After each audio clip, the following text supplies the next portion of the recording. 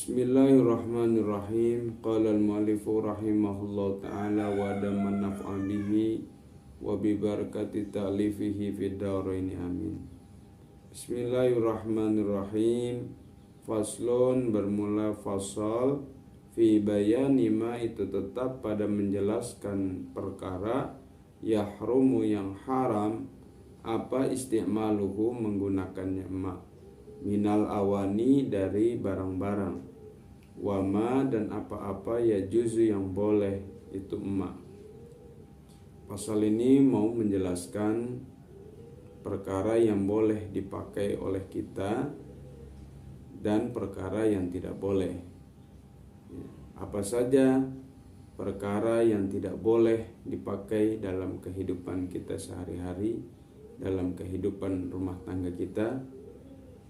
Kita simak selanjutnya. Wa bada'a, dan memulai musannif bil awali dengan perkara yang pertama, yaitu perkara yang haram dipakainya. Faqala, maka berkata musannif, wala yajuzu, dan tidaklah boleh, fi ghairi daruratin, pada selain keadaan madarat mendesak, lirajulin awi mar'atin, bagi laki-laki atau perempuan, apa istimalu syai'in, menggunakan sesuatu, min awani zahabi wal fiddati, dari barang-barang yang terbuat dari emas dan perak. La fi aklin wala fi syarabin, tidak boleh pada makai minumnya, juga tidak boleh pakai untuk memakannya. Jadi dipakai makan dan minum pun tidak boleh. Wala fi ghairihima, dan juga tidak boleh pada selain keduanya, untuk barang simpanan atau untuk pajangan atau yang lain-lain juga hukumnya tidak boleh. Jadi jika tidak mendesak, tidak madarat, baik pria maupun wanita, tidak diperkenankan oleh agama menggunakan barang yang terbuat daripada emas ataupun perak, baik itu untuk alas makan, minum dan selainnya, pajangan, hiasan, itu tidak diperkenankan. Wa kama yahrumu istimalu ma dzukira, yahrumu ittikhadhuhu min ghairi istimalin fil asahi. Dan sebagaimana haram apa istimalu ma dzukira, menggunakan sesuatu yang disebut di atas tadi, yahrumu haram pula apa ittikhadhuhu, membuatnya ma, barang tersebut, min ghairi istimalin, tanpa digunakan, fil asahi, menurut kaul asah. Kalau untuk koleksi bagaimana? Tetap hukumnya tidak diperkenankan, tidak boleh, karena ma yahrumu istimaluhu yahrumu ittikhadhuhu, perkara yang tidak boleh dipakainya maka tidak boleh pula hukumnya untuk dibuatnya. Jadi tidak boleh dengan alasan apapun, tanpa ada sikap atau situasi yang mendesak, tidak diperkenankan dalam menggunakan emas atau perak pada suatu barang.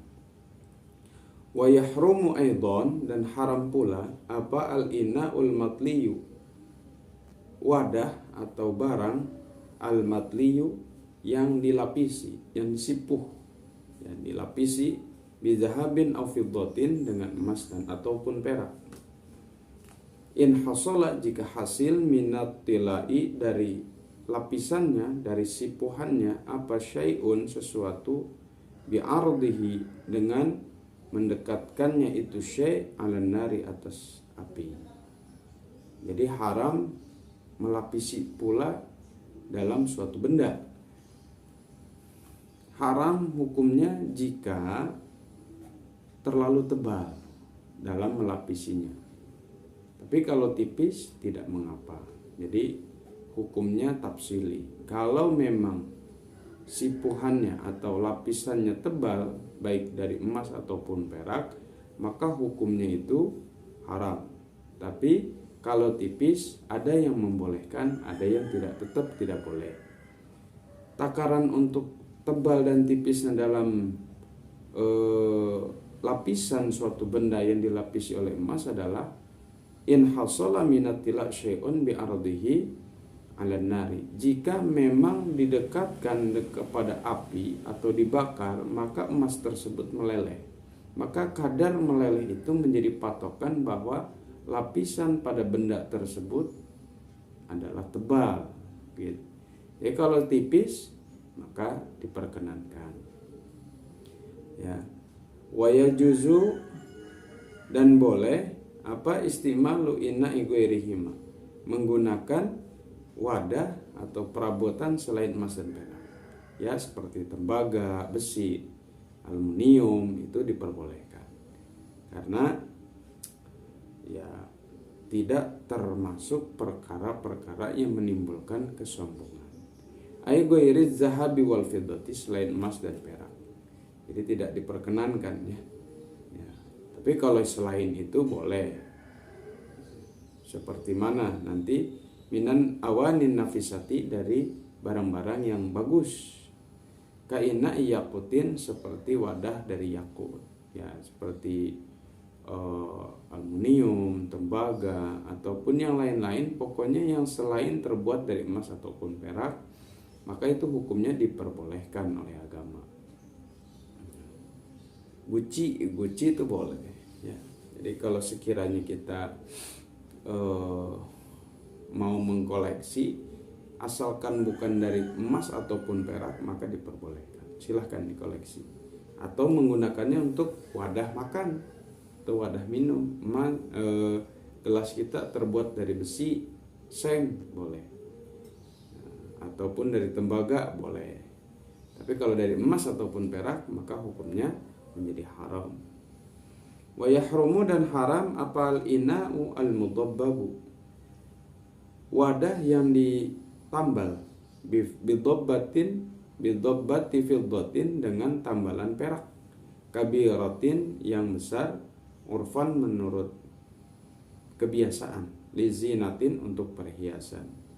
Fa in kanat, maka jika adalah dobbahnya atau tambalannya kabiratan, itu yang besar, lihajatin, karena ada kebutuhan, jaza, maka boleh itu ina, ma'al karohati, serta makruh.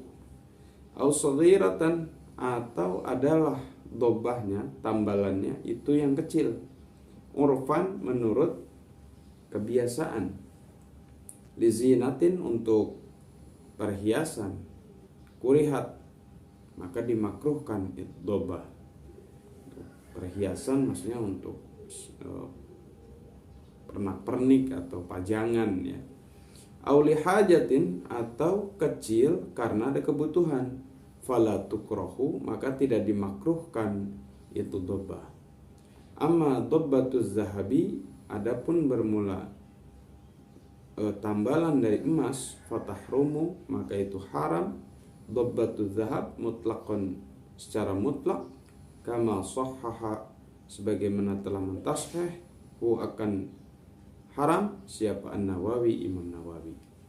Hadirin pemirsa Kopi Pahit beneran yang dirahmati Allah, bagaimana jika ada barang yang bolong? Barang kita ada yang bolong, yang ditambal dengan emas ataupun perak. Nah, dalam mengenai tambalan emas, maka hukumnya secara mutlak menurut Imam Nawawi adalah haram. Baik besar ataupun kecil, itu hukumnya haram kalau emas.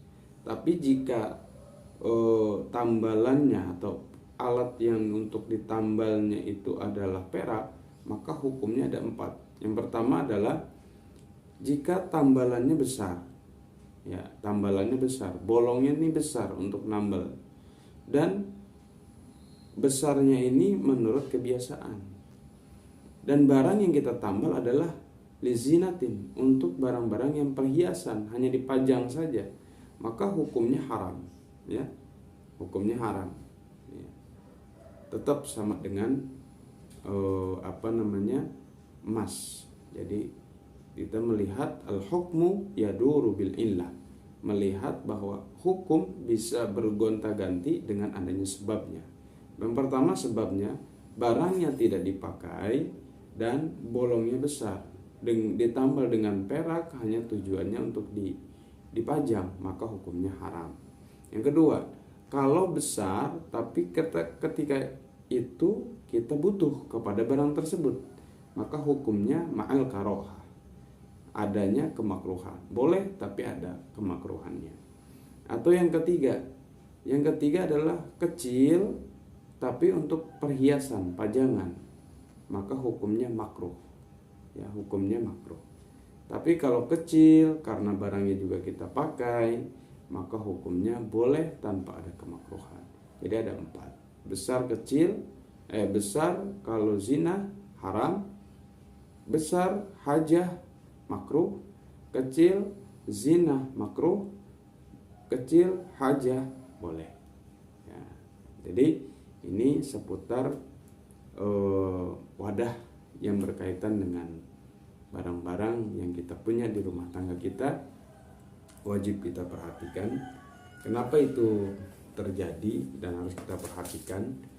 Karena Allah Subhanahu wa taala berfirman dalam Al-Qur'an, "Ya bani Adam khudhu zinatakum 'inda kulli masjidin, kulu washrabu wa la tusrifu innahu la yuhibbul musrifin." Allah Subhanahu wa taala dalam surah Al-A'raf ayat 53 mengatakan, berfirman, "Hai bani Adam, khudhu zinatakum."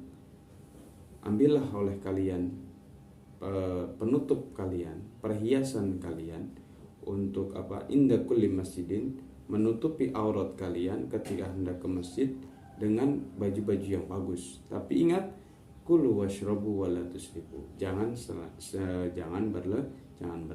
berlebihan karena innahu la yuhibbul musrifin. Allah tidak menyukai orang-orang yang berlebihan. Jadi atas dasar ini, kendati pun emas dan perak itu anugerah dari Allah, tetap manusia mempunyai aturan pakai, ya, aturan pakai. Jadi tidak semena-mena. Kenapa itu pula dilarang dalam wadah-wadah dalam wadah-wadah yang kita punya tidak boleh dilapisi dengan emas. Nah, karena Rasulullah SAW bersabda, wa an ummi Salamah radhiyallahu anha anna Rasulullah sallallahu alaihi wasallam qala alladhi yashrabu fi aniyatil fiddah innama yujarjiru fi batnihi nar jahannam. Rasulullah sallallahu alaihi wasallam bersabda, alladhi yashrabu, orang yang meminum, fi aniyatil fiddati, dalam wadah yang terbuat dari perak, gelasnya dari perak. Innama yujarjiru, itu pastinya dia menjalankan atau mengocorkan, fi batnihi, pada perutnya orang tersebut, naro jahannam, akan api neraka. Muttafaqun alaih. Hadis ini muttafaqun. Dalam riwayat lain dikatakan, innal ladzi ya'kulu aw yashrabu fi aniyatil fiddati wal dhahab, atau man syariba fi ina'in min dhahabin aw fiddatin fa inna ma yujarjiru fi batnihi naran min jahannam. Orang yang minum pada wadah dari emas ataupun perak, itu sejatinya dia menjalankan minuman tersebut ke dalam perutnya naran min jahannam, api daripada api neraka. Hadirin pemirsa Kopi Pahit Beneran, maka karena itu siogianya kita memperhatikan norma-norma yang telah ditetapkan oleh agama. Kendati pun itu istilahnya hobi kita ataupun kita mampu dalam mempunyai emas dan perak, maka siogianya kita meninggalkan karena ada larangan-larangan. Kalaupun boleh, ya, kalaupun memang mau, maka jangan menggunakan pada barang-barang, tapi gunakan pada perhiasan seperti contoh cincin, emas yang dipakai untuk istri kita, ya, karena rumah tangga pun harus terlihat senang, ya, rumah tangga kita, dan Islam tidak melarang itu, karena wanita itu perhiasan dan bagus jika dipakai perhiasan. Tapi kalau perhiasannya pada barang atau pada sesuatu yang bukan perhiasan yang dipakai oleh wanita, maka itu beberapa aspek ada yang tadi telah kita kaji bersama bahwa hukumnya haram secara total. Ya, demikian, mudah-mudahan ada manfaatnya. Kurang lebihnya mohon maaf. Adanallahu wa iyyakum ajmain. Assalamualaikum warahmatullahi wabarakatuh.